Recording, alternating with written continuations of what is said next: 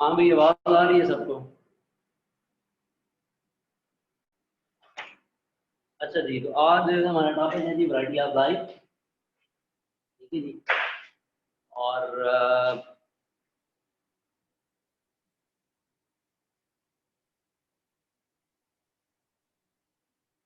इसमें सबसे पहले हम डिस्कस करेंगे वायरसेस। ठीक है, क्योंकि वायरसेस में से क्वेश्चन आते हैं, बाकी ज़्यादा क्वेश्चन नहीं आते ज़्यादा टॉपिक में से। वायरस में भी सिर्फ दो तीन टॉपिक हैं छोटे छोटे, उनको हम डिस्कस करते हैं। वायरस हैं क्या? वायरसेस नॉन सेलुलर हैं, यानी इनमें सेल ऑर्गेनाइजेशन नहीं है। Cell membrane, cytoplasm, nucleus, organelle. Infectious agent, infectious agent का मतलब क्या है? ये पैरासाइट है। क्या है? पैरासाइट्स हैं। तो ये इनका लिविंग फीचर है, ये पैरासाइट। पैरासाइट होना इनका लिविंग फीचर है। जेनेटिक मटेरियल इनका डीएनए या आरएनए है, ये भी लिविंग फीचर है। जिसकी जेनेटिक मटेरियल हो, लिविंग फीचर होती है। प्रोटीन फूड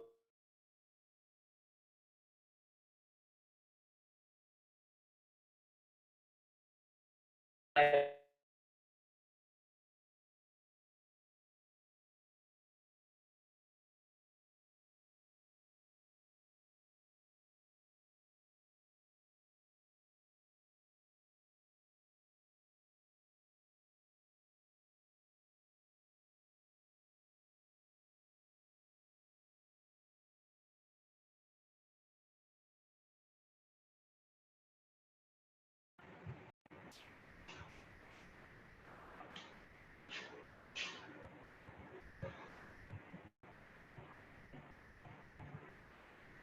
जी, कॉल आ गई थी बीच में। ये रिज्यूम हुआ, नजर आ रहा है?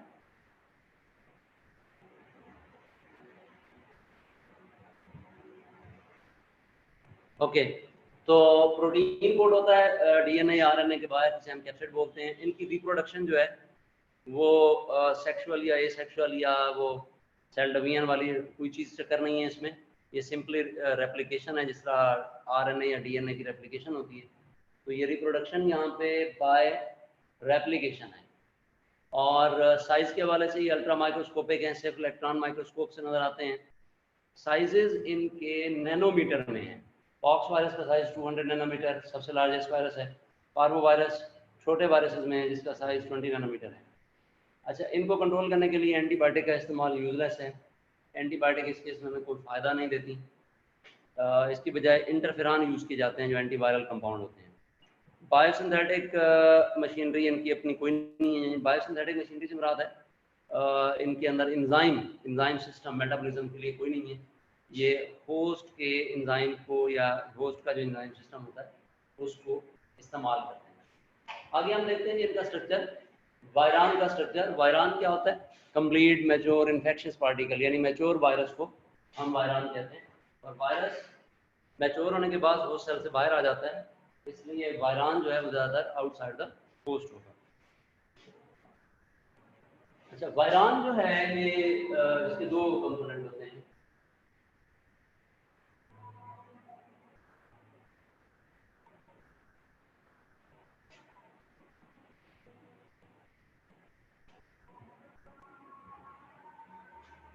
एक इसका जीनोम है, जेनेटिक मटेरियल,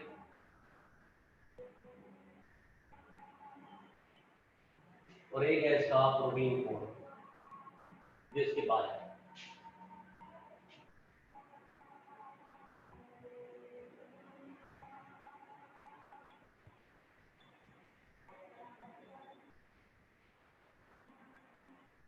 जो जीनोम है, जीनोम क्या लाता है? जीनोम इसका न्यूक्लिक एसिड। जेनेटिक मटेरियल क्या है इसका? न्यूक्लिक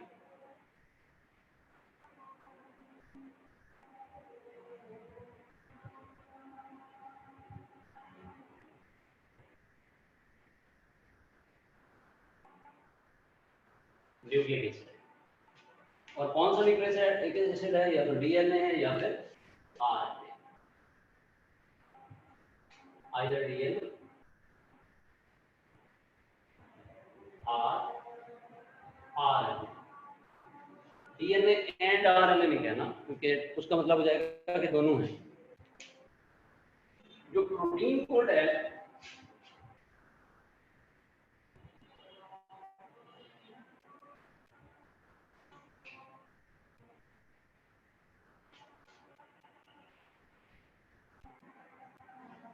ये कहलाता है कैप्सिड।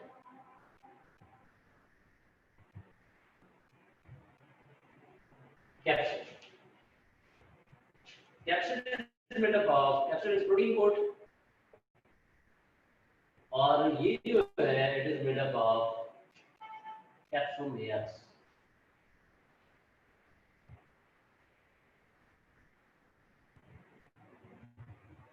कैप्सोमेयर्स, ठीक है, और इनका एक स्पेसिफिक नंबर होता है।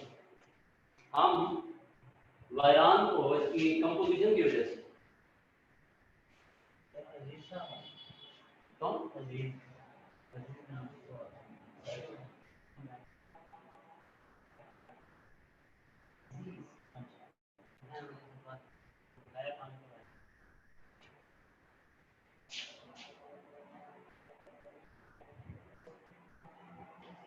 इसको इसकी जनाब केमिकल कंपोजिशन की वजह से न्यूक्लियोकैप्सिड भी कहा जाता है वायरान।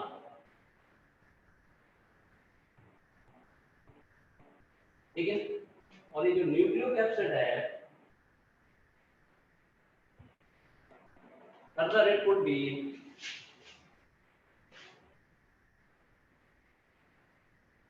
enveloped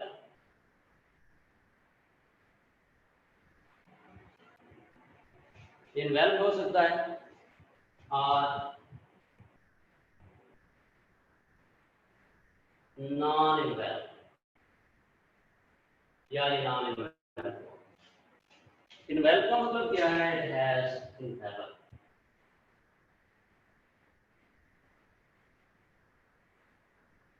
इन्वेल्प है। इन्वेल्प क्या होता है? इन्वेल्प वो सेल की सेल मेम्ब्रेन होती है। नॉन इन्वेल्प का मतलब है इट हैज नो इन्वेल्प।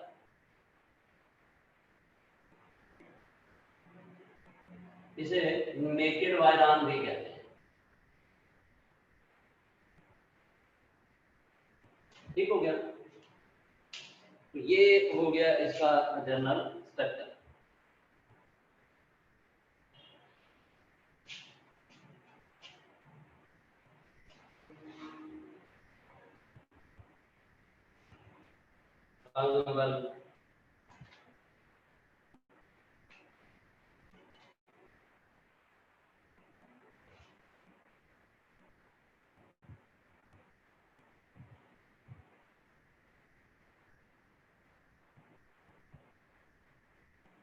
ये कैप्सोमेयर्स हैं।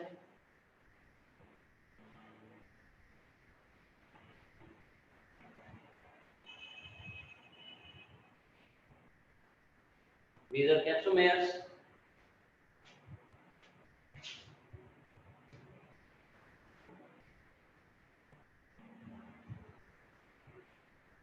ये फॉर एग्जांपल जेनेटिक मटेरियल है,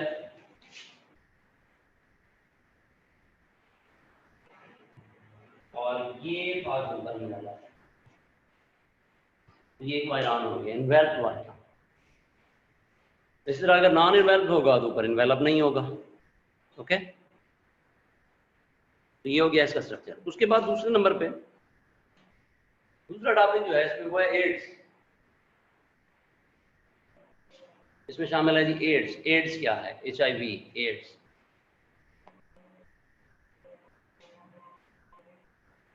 जी कल आपका बायो का टेस्ट है, कम्युनिकेशंस का।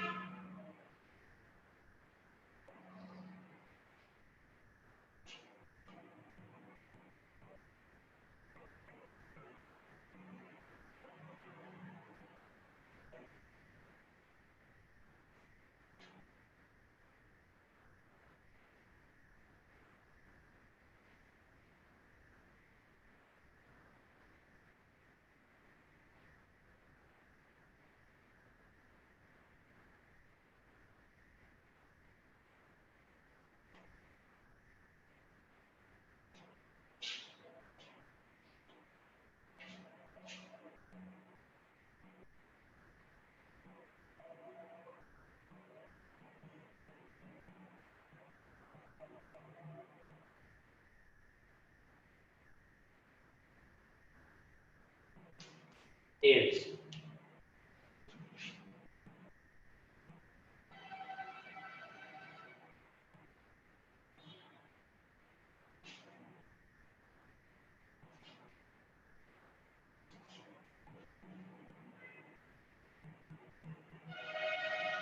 हाँ जी, एड्स का जो कोर्स है वो है जी, कास्टिव एजेंट क्या है, मोड ऑफ ट्रांसमिशन क्या है, प्रिवेंशन और कंट्रोल। लेकिन ये सारी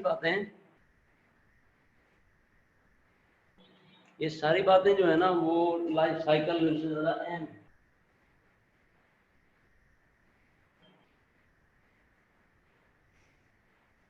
ads is caused by, causative agent इसका होता है HIV, ह्यूमन इम्यूनोडेफिशिएंसी वायरस, जो कि रेट्रोवायरस है। क्या है? Retrovirus.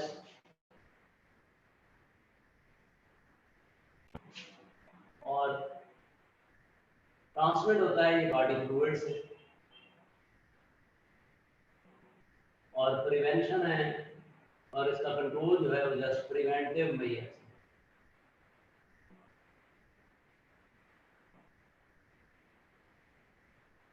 Preventive. The most important thing is its life cycle. इसका लाइफ साइकिल सबसे अहम है।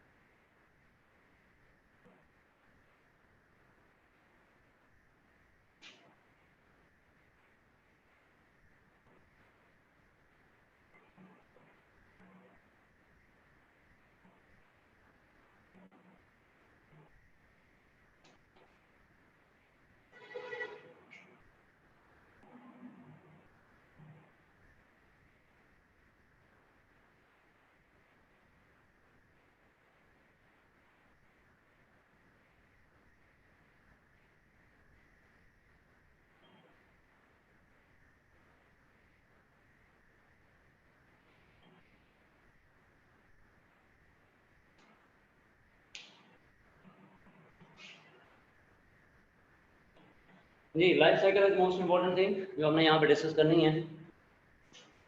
This cell is helper T cell, इसको मैं नाम दे रहा हूँ हेल्पर टी सेल। ये होस्ट है HIV का, होस्ट सेल, ये उसका न्यूक्लियस, ये अटैचमेंट साइट है जिसे आप CD4 कहते हैं। CD4 साइट, ये अटैचमेंट साइट है। HIV यहाँ पे अपने इन्वेलप स्पाइस के थ्रू आगे बाइंड कर जाता है। इस सेल मेम्ब्रेन है, वो सेल जैसे CD4 साइट, ये इन्वेल्प वायरस है, ये वायरस इन्वेल्प है, ठीक है, क्योंकि ये बाहर मेरा ये इन्वेलप है, ये इसका कैप्शन है। फर्स्ट ऑफ ऑल जब अटैचमेंट हो जाती है, पहला स्टेप अटैचमेंट है।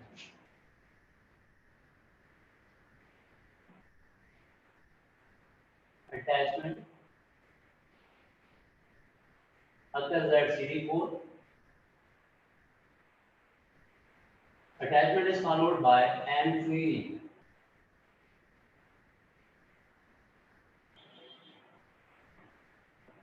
Followed by entry. Virus enter होता है, ये virus as a whole enter होता है, यानी इतने कैप्सिड्स में एंटर होता है। एंट्री के बाद जनाब वायरस की होती है अनकॉइलिंग, इसी के निशान है। ये अनकॉइलिंग कौन करता है? इसके अंदर एक एंजाइम होता है प्रोटीएज। कौन सा एंजाइम होता है? प्रोटीएज। प्रोटीएज एंजाइम क्या करता है? प्रोटीएज एंजाइम इसके कैप्सिड को ब्रेक कर देता है।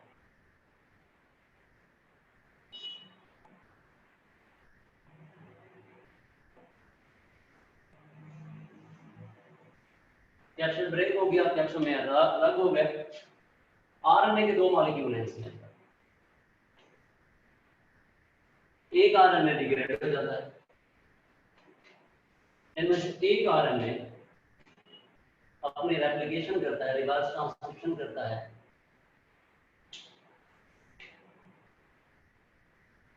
ये टेम्पलेट आरएनए, इसकी होती है reverse transcription. Enzyme reverse transcriptase RT, इसको फर्स्ट ऑफ ऑल इसे एक आरएनए डीएनए हाइब्रिड बनता है। This is hybrid. ये जो हाइब्रिड होता है इसका सिंगल स्ट्रैंडेड डीएनए अपने आप को रेप्लिकेट करके ये बना लेता है cDNA, double stranded DNA. Second step जो होता है वो होता है रिवर्स ट्रांसक्रिप्शन। रिवर्स ट्रांसक्रिप्शन, तो इससे बनता है ये डीएनए, ये viral DNA, this is viral DNA.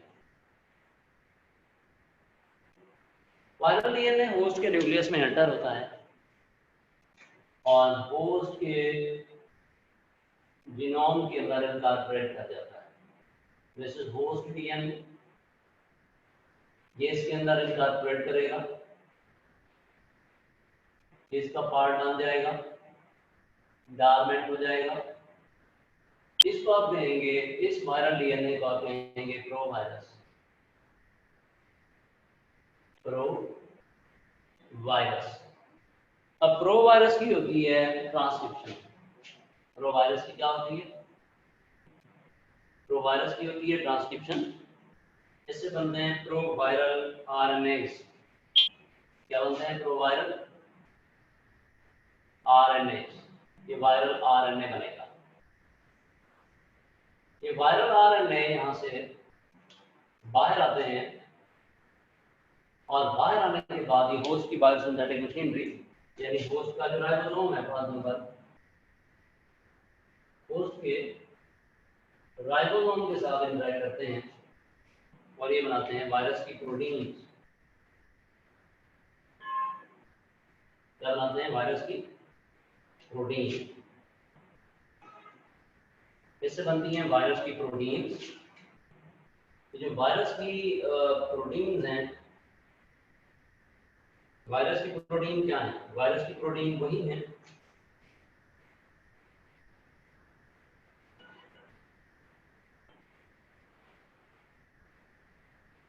कैप्सोमेयर्स हैं,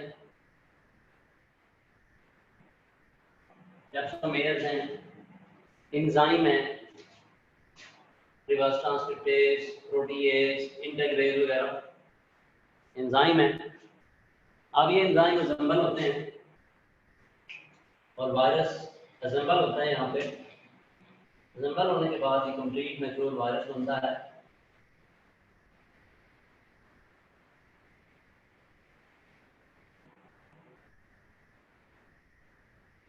वायरस बनता है और फिर ये होस्ट की सेल मेम्ब्रेन से बड़ा होता है। होस्ट की सेल मेम्ब्रेन से बड़ा होता है, एक्सोसाइटोज होता है, ये एक्सोसाइटोसिस है।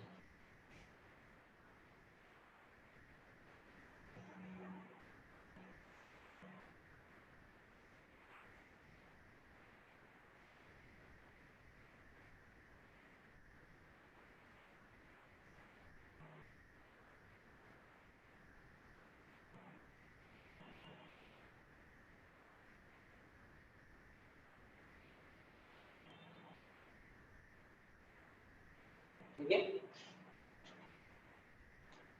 यहाँ से ये बर्ड अप होता है, this is life cycle.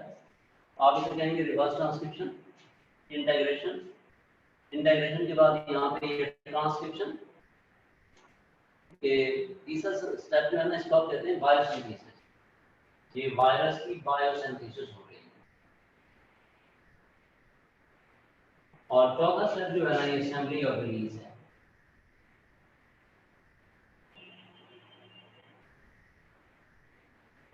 Assembly and release.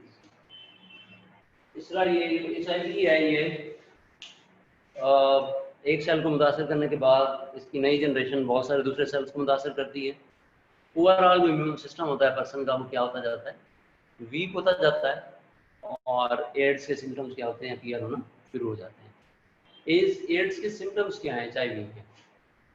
Swollen lymph node, mild fever या फीवर का रहना, डिक्रीज इम्यूनिटी, ठीक है जी, cancer, vascular cancer, cancer of blood vessel, ठीक है। तो ये इस तरह के प्रॉब्लम जो है ना इससे अराइज होते रहते हैं। This is all about today's lecture. कल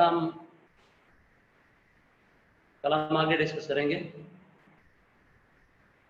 ठीक है।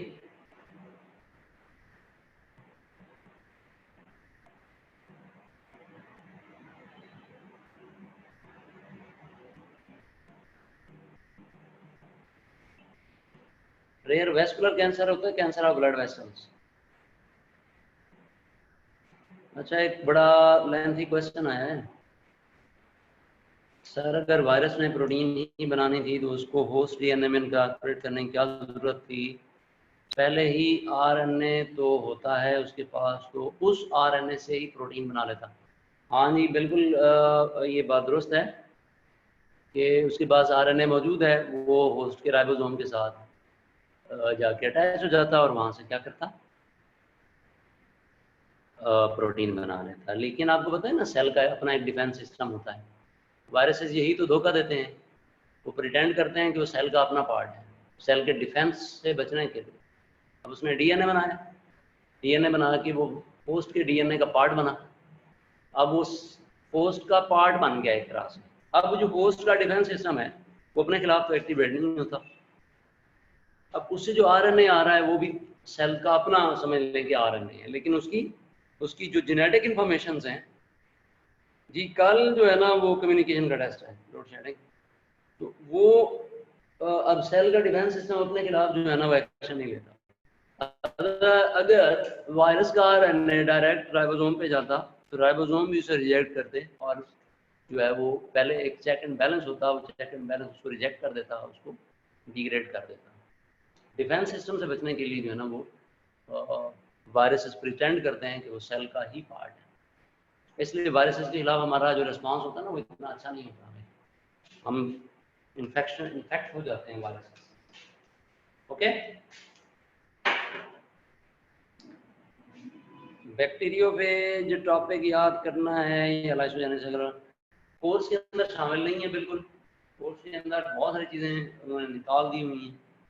आगे अब कोर्स आएगा तो फिर पता चलेगा कि कौन कौन सी चीज़ शामिल है, कौन सी चीज़ शामिल नहीं है। ठीक, केमिकल कोऑर्डिनेशन मुकम्मल अपलोड हो चुका है। अभी मैंने अपलोड करना है एवोल्यूशन बायोटेक्नोलॉजी, एवोल्यूशन को मैं अपलोड करूँगा। ओके जी, टेक केयर।